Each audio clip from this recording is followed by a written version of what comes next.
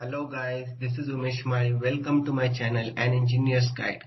So guys, in this session we will learn the easiest way to get the symbol in Excel. So guys, while performing an engineering calculations, most of the times we require the symbols such as alpha, beta, gamma.